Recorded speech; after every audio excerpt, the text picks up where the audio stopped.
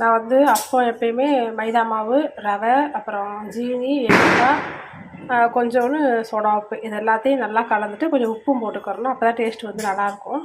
எல்லாத்தையும் கலந்துட்டு ஒரு அரை மணி நேரம் வந்து இந்த மாதிரி ஊற வச்சுருவேன். அதுக்கப்புறம் இந்த மாதிரி சின்ன கரண்டியில் எடுத்து எண்ணெய் காயவும் நம்ம ஊற்றினோம் அப்படின்னா நல்லா புசு புசுன்னு நல்லா வரும்.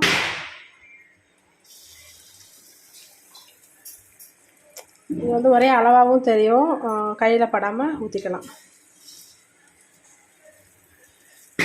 நீங்கள் வந்து அப்பம் சுட்டிங்களா இல்லை அதிரசம் சுட்டிங்களா அப்படின்னு கமெண்ட்டில் வந்து சொல்லுங்கள். என்ன தான் தீபாவளி இப்படி நம்ம செலிப்ரேட் பண்ணாலும் நாங்கள் வந்து எங்கள் அம்மா இருக்கும் போது அது ஒரு மாதிரி நல்லாயிருக்கும். அவங்க வந்து விடிய விடிய இந்த மாதிரி பலகாரம் சுட்டுகிட்டே இருப்பாங்க. நாங்கள் பக்கத்தில் உட்காந்து பார்த்துட்டு அதை சாப்பிட்டுக்கிட்டே வந்து அந்த தீபாவளி வந்து ரொம்ப சூப்பராக இருக்கும். அதை ரொம்ப நான் மிஸ் பண்ணுறேன். நீங்கள் வந்து யாரோட தீபாவளி வந்து செலிப்ரேட் பண்ணால் நல்லாயிருக்கும்னு நினைப்பீங்க அப்படின்னு கமெண்ட்டில் வந்து என்னோட சொல்லுங்கள். இந்த வீடியோ பிடிச்சிருந்தால் லைக் பண்ணுங்கள், என்னோடய சேனலை சப்ஸ்கிரைப் பண்ணுங்கள்.